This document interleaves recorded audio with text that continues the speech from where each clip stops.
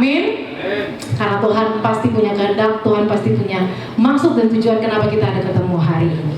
Nah, Bapak Ibu Saudaraku, untuk hal yang luar biasa ini bahwa firman Tuhan boleh diberitakan, saya boleh mengundang Bapak Ibu Saudara kita sama-sama buka kebenaran firman Tuhan di dalam Yohanes 3 ayat 16. Ayat hafalan mungkin dari TK, dari waktu kita kecil, tapi sungguh benar-benar kita mau belajar sesuatu hal yang baru hari ini. Katakan amin. Amin. Gak mau amin gak apa-apa Bapak Ibu Saudara. Yang amin semangat cuma Pastor Stephen aja ini di depan. Sore-sore ya mungkin ya. Baik, Yohanes 3 ayat 16, karena tema firman Tuhan, Pastor Stephen minta untuk sharing beberapa hal dan saya beri tema judul terus menerus cinta. Bilang sama saya, terus menerus cinta. Aduh, kurang semangat ini. Kemana cintanya pergi? Ada yang diputus tengah jalan kan? Terus menerus cinta, katakan amin. Amin. Yohanes 3 ayat 16, karena cuma satu ayat, saya undang kita sama-sama kita bangkit berdiri. Kita hormati kebenaran firman Tuhan, kita baca sama-sama.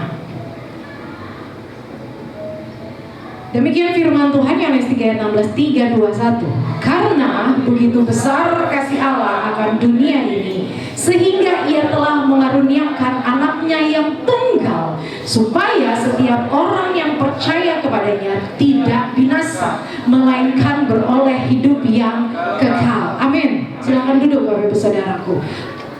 Firman yang kita baca di dalam kitab Yohanes ini, Bapak Ibu Saudara tahu bahwa yang tulis adalah Rasul Yohanes, betul? Yohanes menuliskan kitab ini, Yohanes menuliskan ayat ini punya tujuan pembaca.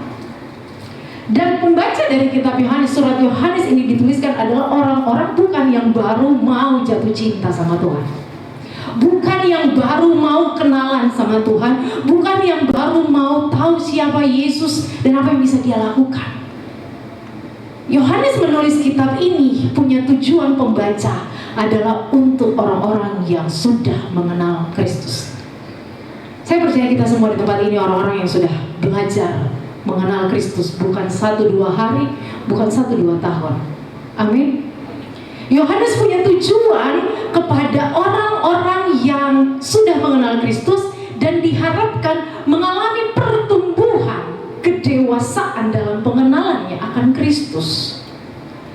Maka firman Tuhan ini ditulis bahwa karena begitu besar kasih Allah, Ia mengaruniakan anaknya yang tunggal supaya setiap orang yang percaya kepadanya tidak binasa. Seringkali kita beranggapan bahwa oh ini buat orang yang baru percaya. Ayat ini berlaku buat orang yang baru mengenal Kristus. Padahal kalau kita mau telaah pelajari lagi tentang dasar latar belakang dari kitab ini yang ditulis dalam bahasa Yunani, Bapak Saudara, bahasa Yunani itu punya kategori, punya sifat berkelanjutan. Amin. Punya sifat berkelanjutan. Kini dan nanti itu akan dilakukan secara terus menerus. Dan di dalam ayat ini firman Tuhan yang dituliskan Yohanes ini buat kita semua, Bapak Saudara, Yohanes mau berkata bahwa Allah begitu besar kasih Allah akan dunia ini. Ia mengaruniakan anaknya tunggal supaya setiap orang yang percaya. Yesus mengaruniakan bukan cuma sekali dia mengaruniakan. Walaupun mungkin kita tahu prosesnya cuma satu kali, tapi itu berlaku selama-lamanya buat kehidupan kita. Keselamatan itu berlaku dan terbuka dan tersedia bagi kehidupan kita. Bukan cuma 1-2 hari, bukan cuma di waktu kita lagi datang dan bertobat di hadapan Tuhan, bukan waktu kita mengaku Yesus adalah Tuhan dan Juru Selamat, bukan cuma di momen itu saja. Tetapi itu Tuhan sediakan sekarang dan sampai selama-lamanya. Itu berkelanjutan terus menerus. Amin. Di sisi yang lain, ayat ini berkata bahwa supaya setiap orang yang percaya kepadanya. Yang percaya ini juga Yohanes ingin mau sampaikan buat kita semua bahwa percayanya bukan percaya hari ini saja. Percayanya bukan waktu mungkin 5 tahun lalu kita mengaku Yesus Tuhan dan Juru Selamat. Bukan waktu kita dibaptis kita mengaku Yesus Tuhan dan Juru Selamat, lalu itu sekali saja terjadi. Tetapi sesungguhnya karena keterbatasan translate dalam bahasa Indonesia, tetapi sesungguhnya yang mau Yohanes sampaikan oleh kita ini bahwa begini. Karena begitu besar kasih Allah akan dunia ini, sehingga ia terus akan mengaruniakan anaknya yang tunggal buat kita, supaya setiap kita yang percaya juga terus menerus tidak binasa, melainkan beroleh kehidupan yang kekal. Ada satu statement yang waktu saya renungkan firman ini begitu menarik, bahwa punya sifat terus menerus, punya sifat yang berkelanjutan dan tidak habis-habis, punya sifat yang tidak memandang waktu dan keadaan, punya sifat kata kerja yang harus dikerjakan tanpa harus punya syarat keadaan. Yang Tuhan karuniakan, keselamatan yang Tuhan karuniakan bukan dengan syarat bahwa kita harus dalam keadaan setiap menit hidup di dalam kekudusan. Tapi di luar daripada itu keputusan Tuhan yang sekarang, sekali dan sampai selama-lamanya, tanpa syarat. Tapi karena Dia kekal, sifatnya kekal, keputusannya kekal. Nah, pertanyaannya, adakah kita juga punya perasaan yang sama menjawab cintanya Yesus? Amin.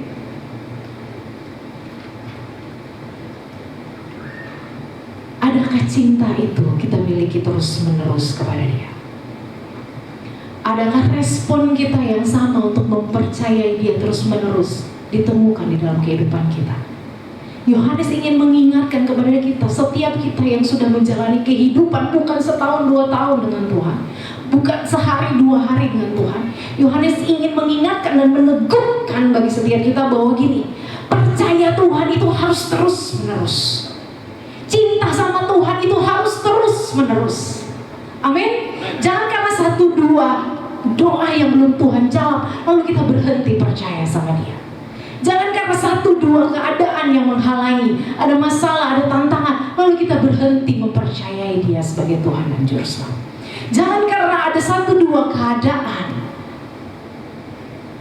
lalu kita berhenti mencintai Dia, padahal cintanya begitu kekal buat hidup kita. Bapak saudara, bayangkan bahwa kau jatuh cinta sama seseorang. Kita mungkin tidak bisa merasakan kupu-kupu di perut kalau kata anak muda. Gak bisa rasain tiap hari jatuh cinta. Oh kayaknya geli-geli setiap hari. Betul ya Bapak? Tapi cinta yang dewasa sama Tuhan, itu cinta yang dalam keadaan apapun, walau geli-geli di perut ini udah hilang, deg-degan di dada ini sudah hilang, tapi keputusan untuk terus mencintai, keputusan untuk terus mempercayai itu indah dan luar biasa. Saya yakin setiap kita mengharapkan cinta yang berbalas, amin.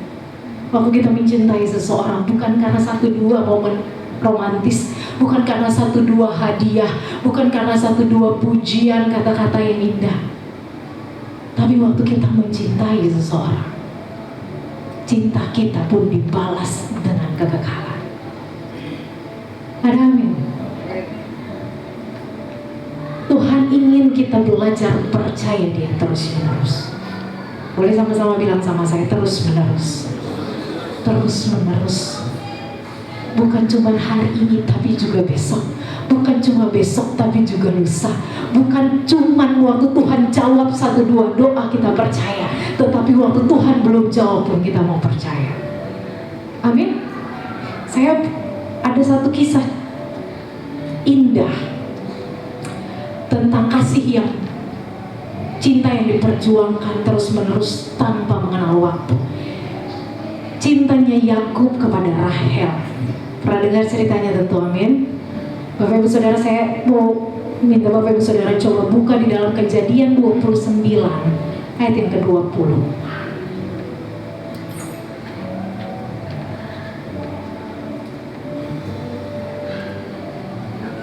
Kejadian 29 ayat yang ke-20. Saya bacakan buat Bapak Ibu Saudara. Jadi bekerjalah Yakub 7 tahun lamanya untuk mendapatkan Rahel itu. Tetapi yang 7 tahun itu dianggapnya seperti beberapa hari saja karena cintanya kepada Rahel. Luar biasa. Kita kalau baca ceritanya Yakub, bagaimana Yakub memperjuangkan cintanya Rahel. Dikasih syarat 7 tahun harus bekerja tanpa apa-apa. Lalu kemudian dihianati perjanjian itu. Lalu diminta untuk 7 tahun lagi bekerja untuk mendapatkan cintanya. Firman Tuhan bilang, Yakub anggap itu cuma seperti beberapa hari saja. Bapak Ibu Saudara, karena cinta, Yakub anggap 7 tahun seperti beberapa hari saja. Dan firman Tuhan Yohanes 3:16 berkata gini, karena begitu besar kasih, karena cinta, Yesus bersedia mengorbankan anaknya yang tunggal buat Bapak Ibu Saudara dan saya. Karena cinta, sesuatu yang berat jadi terasa lebih ringan. Karena cinta, sesuatu yang tadinya penuh syarat, kita lakukan dengan ketulusan. Karena cinta, kita bisa rela berkorban. Jemaat mula-mula waktu hidup, waktu pertama kali mereka mengenal Tuhan, mereka hidup saling mengasihi. Amin. Saling memberi, saling mencukupi, saling memberkati. Firman Tuhan bahkan menceritakan bahwa mereka berkata, punyaku pun juga punyamu, punyamu juga punyaku. Tidak ada seorang pun yang ketinggalan. Semua hidup saling berbagi dan mengasihi. Dan itu wujud bagaimana orang mengenal pribadi Kristus dan melihat hidup anak-anaknya saling mengasihi. Karena kasih, satu dengan yang lain mau memberi, mau saling mencukupi. Karena kasih, seseorang tidak ada yang ketinggalan. Semua ikut diajak bersama-sama mengalami. Karena kasih, jemaat mula-mula tidak mampu hidup dalam kasih, tidak mampu hidup berkorban dan saling memberi, kalau bukan karena kasih yang mereka terima daripada Tuhan. Artinya Bapak Ibu Saudara, untuk hari ini kita mau hidup berdampingan satu dengan yang lain sebagai anak-anak Tuhan. Kita butuh kasih Tuhan yang mempersatukan kita. Untuk kita mau melakukan pelayanan, untuk kita mau setia di dalam doa, untuk kita mau setia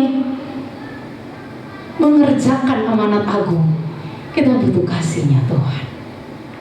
Tidak ada yang lain yang mampu menggerakkan manusia berbuat sesuatu di luar pikirannya, di luar kemampuannya, selain daripada kasih. Amin. Bapak Saudara pernah jatuh cinta bukan? Pernah karena saking mengasihi, jadi berani melakukan sesuatu. Jadi bisa berani pindah. Mungkin ada yang pasangannya tadinya tinggal di luar kota, saya mau ikut suami saya tinggal di Jakarta. Berani meninggalkan yang lain karena kasih, ikut mendampingi suami di tempat yang lain. Seberapa banyak orang tua yang karena kasih rela gak makan, gak pesan makanan, dia tinggal duduk lihat anak-anaknya makan, nanti sisanya baru mama yang makan. Karena kasih. Jadi Bapak Ibu Saudara, jangan kita pandang dan pikir hidup kita ini dapat kita jalani begitu saja dengan prinsip-prinsip duniawi, dengan akal pikiran yang masuk logika kita. Tapi yang membuat kita bertahan hidup sampai hari ini, kita melihat hal-hal indah terjadi dalam hidup kita, dalam rumah tangga kita, dalam pelayanan kita, karena adanya kasih dari satu dengan yang lain. Nah, Bapak Ibu Saudara, waktu kasih berhenti, maka ada banyak hal yang kita, maka akan ada banyak hal yang kita juga tidak mampu atasi. Jadi Bapak Ibu Saudara, firman Tuhan mau ingatkan kita hari ini bahwa begini, hiduplah di dalam kasih terus menerus. Jawab cintanya Tuhan dengan kasih-Mu yang terus menerus. Amin. Amin.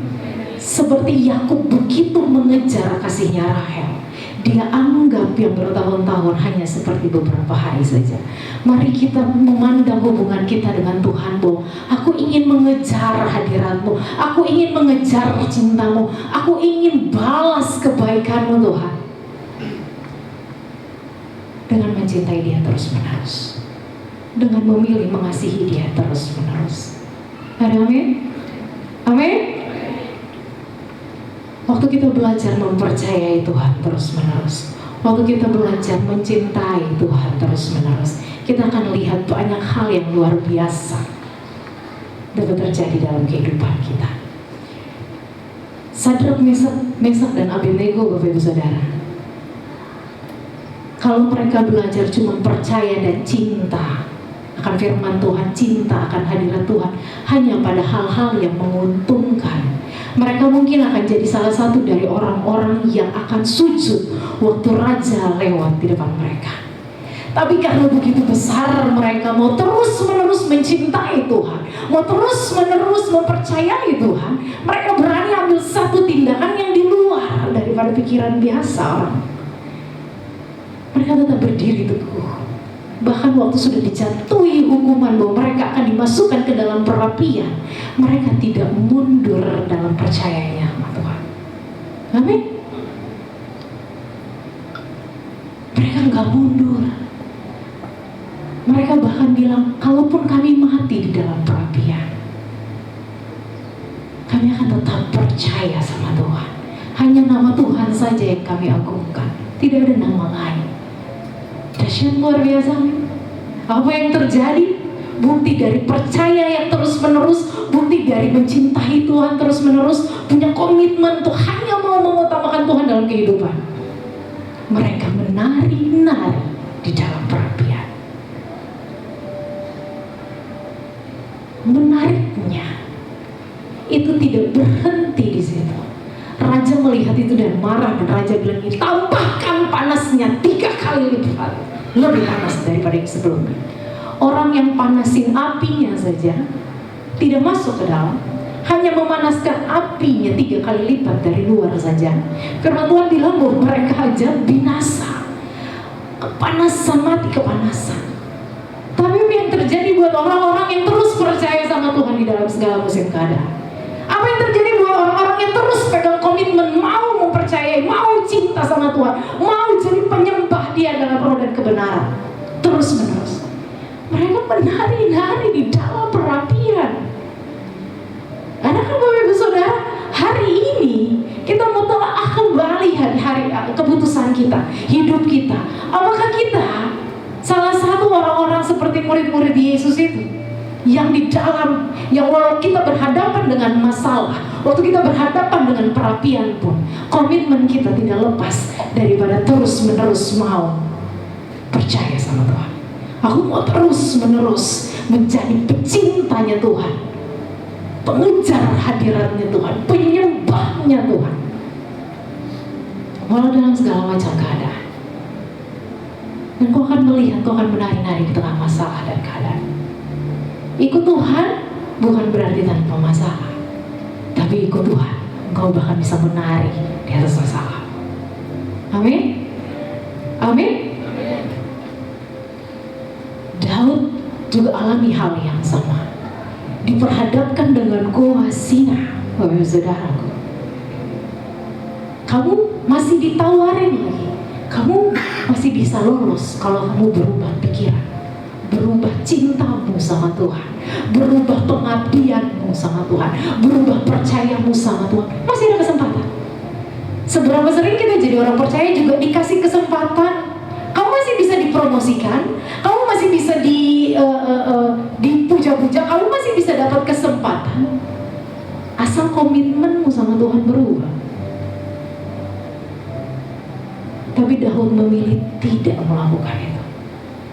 Daud tidak mau berhenti sementara.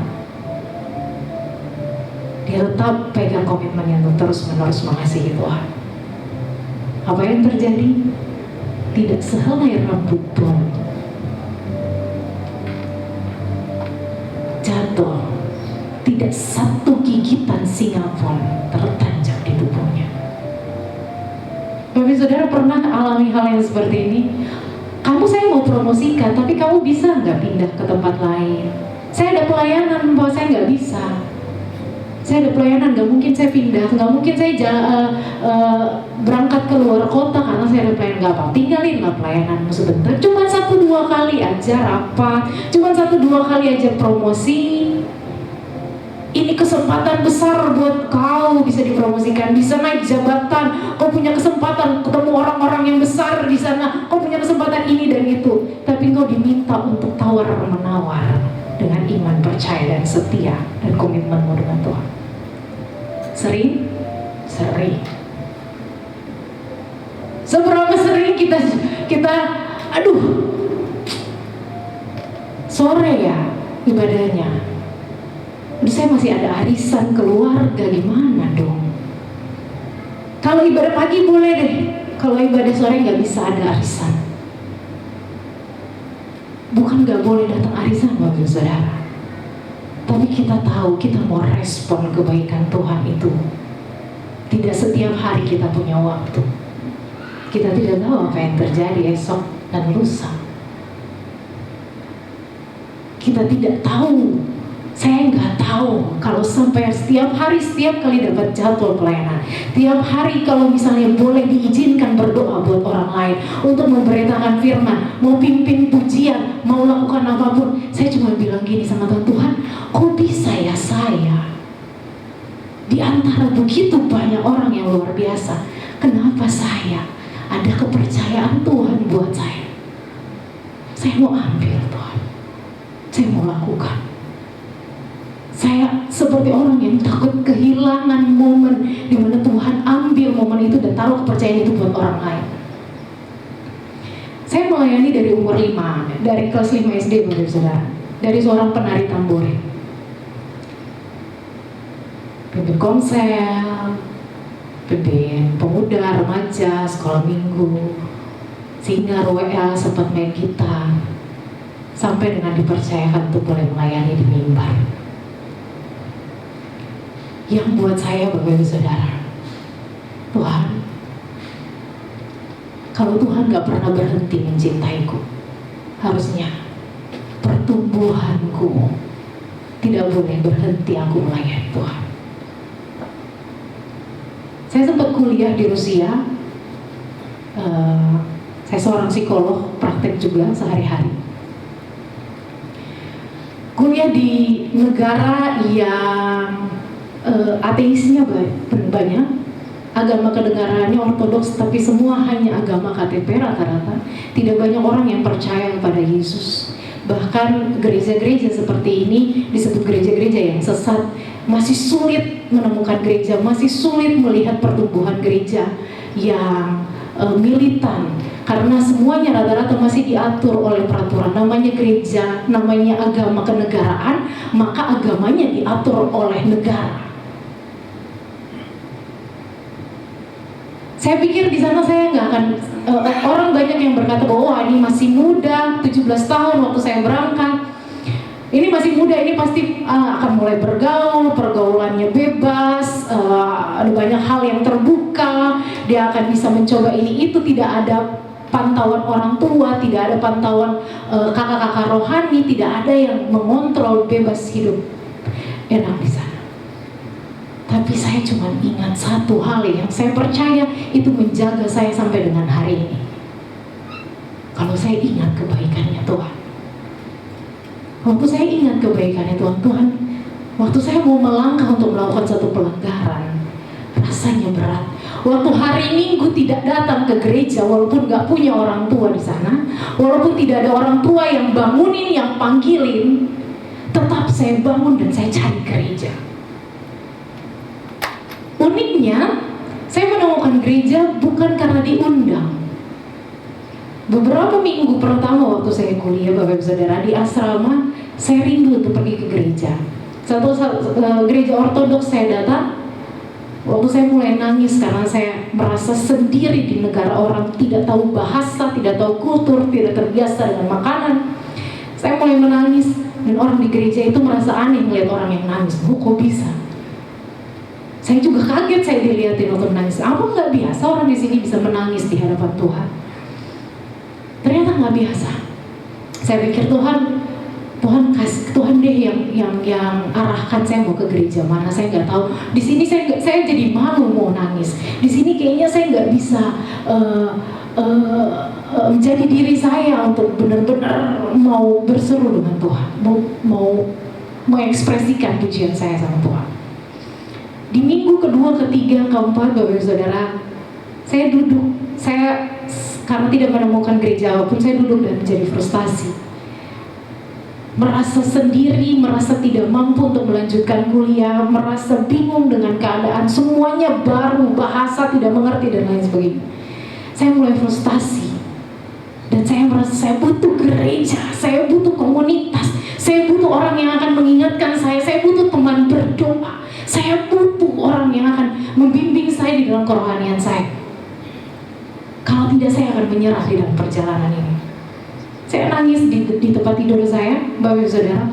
Gak lama, saya mendengar orang bernyanyi puji-pujian gerejawi. Saya berdiri, saya mulai keluar dari kamar saya nengok kanan kiri, gak ada. Di mana ada gereja? Ini terdengar sangat jelas orang bernyanyi memuji Tuhan. Tapi saya gak lihat ada gereja di sekitaran asrama saya.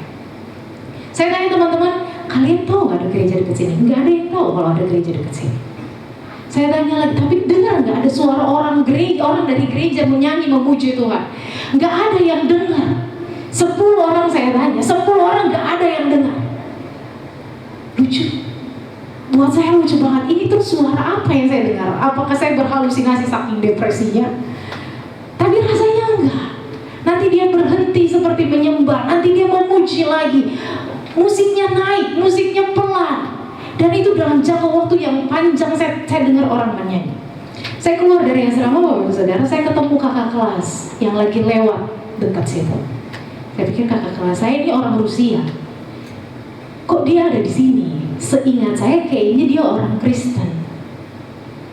Kakak kelas saya, kayaknya dia orang Kristen. Kalau orang Kristen gak mungkin hari Minggu dia jalan-jalan dekat asrama kampus. Dia pasti lagi ke gereja. Di manakah gerejanya?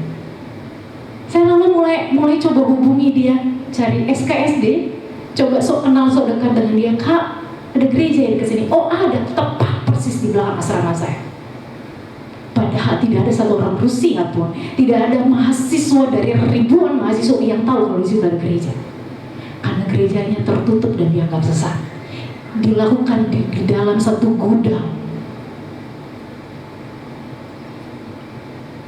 Waktu kerinduan saya Tuhan jawab untuk ketemu, saya mulai masuk lagi kembali dalam pelayanan. Saya dibebaskan dari perasaan sendiri, lonely, perasaan tidak mampu, tidak berdaya. Saya ketemu dengan orang-orang yang satu persekutuan, yang sama-sama kita punya gaya ekspresi kita menyembah Tuhan sama. Ternyata ada gereja karismatik di tengah-tengah negara komunis itu. Saya kagum begitu luar biasa sama Tuhan. Tuhan, ternyata waktu aku rindu sama Tuhan, lebih daripada kerinduanku akan Tuhan, Tuhan pun rindu aku. Dan dia kirim suara yang mungkin tidak didengar oleh orang lain. Dia kirim orang-orang yang akan menuntun aku untuk tidak lepas daripada hadiratnya. Dan itu membuat saya kuat sampai dengan saya boleh lulus. Bahkan kami memimpin banyak persekutuan, isinya banyak anak-anak dari berbagai macam negara untuk bersama-sama. Ternyata bukan cuma saya yang bisa alami depresi waktu kuliah. Ternyata ada banyak mahasiswa lain dari berbagai macam negara juga alami hal yang sama seperti saya. Rasa tidak mampu, rasa sendirian. Orang Rusia itu dingin, keras, ngomong itu sudah langsung belak-belakan. Nggak pandang tempat, nggak pandang bulu, nggak pandang gender dan usia. Kita rasanya seperti ditekan betul-betul. Ternyata bukan cuma saya sendiri yang merasakan itu. Dan waktu saya ketemu Tuhan, dan waktu saya dijawab doa saya untuk menemukan satu komunitas yang baru, Bapak Ibu Saudara, ternyata itu yang mau Tuhan pakai untuk menyelamatkan, untuk membina juga banyak mahasiswa lain, agar tidak banyak yang menyerah dan salah jalan dalam kehidupannya, tapi menemukan kekuatan, tapi menjadi pribadi yang baru dan didewasakan. Lebih daripada kerinduanmu akan Tuhan, Tuhan jauh lebih rindu menemukan engkau dalam hadirat-Nya. dia punya begitu banyak cara untuk menemukan kebahagiaan. Jadi Bapak Ibu Saudara, kalau cintanya Tuhan gak pernah habis dalam hidup kita, terus menerus, kita mau ajar diri kita untuk kita tidak jadi lagi orang Kristen mula-mula awal-awalnya saja panas. Tapi kita mau ajar diri kita bahwa Tuhan, aku akan setia, aku akan terus-menerus mencintaimu, aku akan terus-menerus mempercayakan hidupku dalam tangan-Mu. Apapun yang terjadi, Tuhan kita itu Tuhan yang luar biasa. Di dalam lembah kekelaman pun Dia ada. Cintanya bukan cuma waktu kita lagi punya penampilan yang baik, bukan waktu kita punya prestasi yang baik, bukan waktu kita punya jabatan yang bagus, punya penghasilan yang wow. Cintanya Dia buktikan bahkan waktu kita ada di dalam lembah kekelaman, Dia ada di sana. Maka pertanyaannya, apakah waktu engkau terlalu bahagia atau terlalu susah, kau masih mau pelihara cinta itu terus-menerus buat Tuhan? Amin. Satu kesaksian kecil saya Bapak Ibu Saudara, tahun 2021 waktu COVID kemarin, tepat di momen COVID Delta, saya masih punya waktu. Tepat di COVID Delta Bapak Ibu Saudara, Tuhan ubah kehidupan saya berbalik. Saya kehilangan ayah saya waktu COVID Delta kemarin, yang saya tidak mengerti, Padahal ayah saya dalam keadaan baik, dalam keadaan sehat.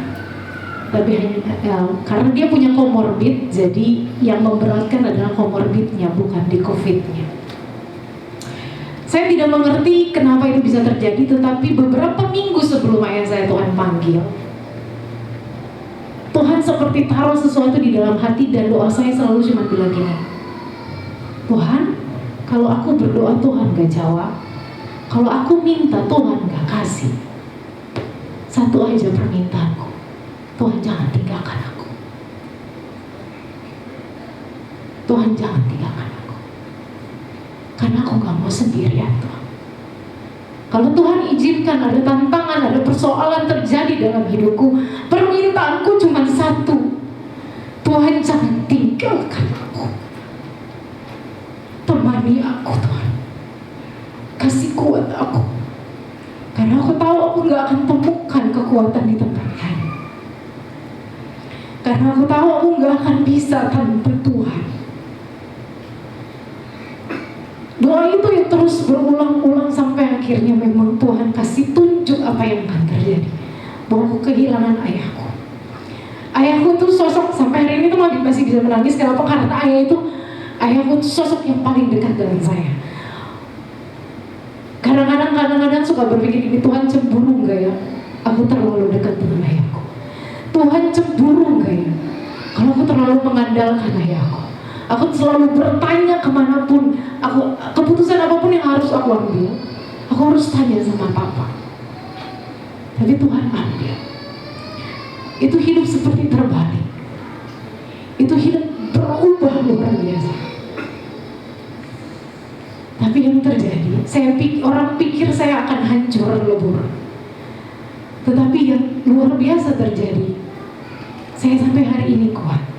Dan di momen itu, Bapak Ibu Saudara,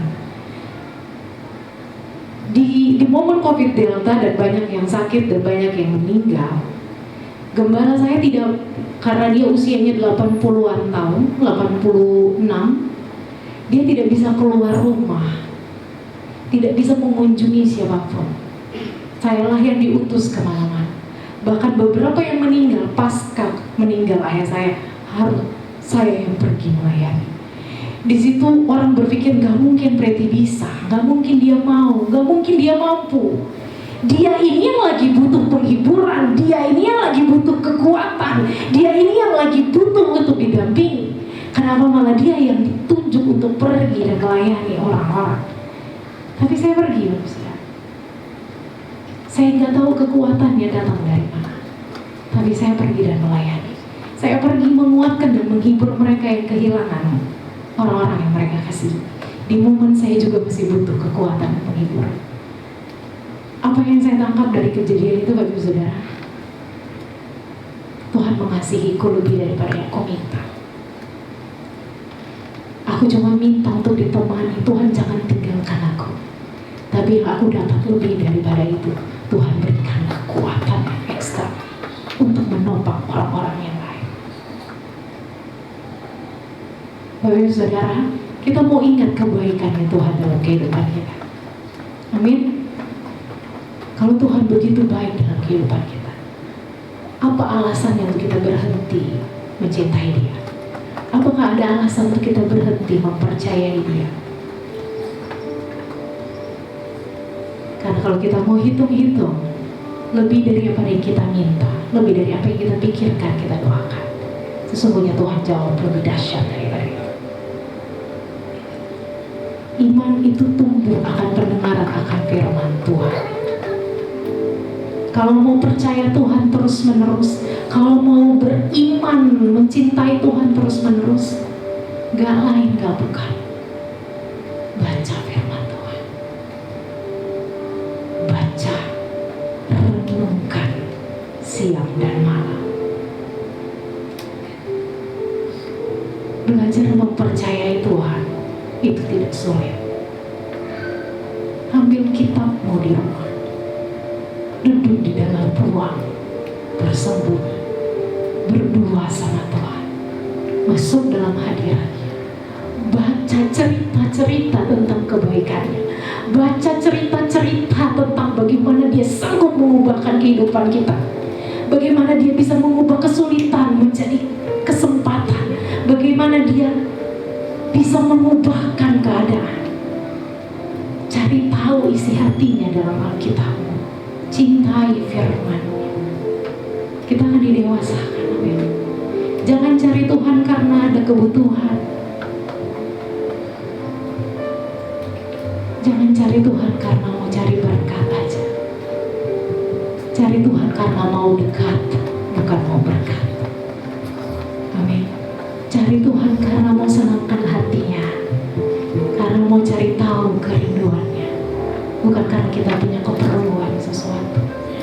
Dengar baik-baik, lebih daripada apa yang kau butuhkan, lebih daripada berkat yang kau rindu untuk miliki, lebih daripada apapun yang kau cari di dunia ini, Tuhan tuh peduli jauh lebih besar. Tuhan mau beri jauh lebih daripada yang kau minta.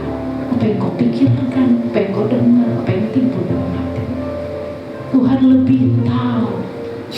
Tuhan lebih tahu. Amin. Jadi bilang gini, aku mau terus menerus mencintai Tuhan. Aku mau terus menerus mempercayai. Aku mau terus menerus baca firman-Mu. Aku mau terus menerus dekat dengan. Apapun masalah kehidupan kita, Tuhan lebih besar. Amin.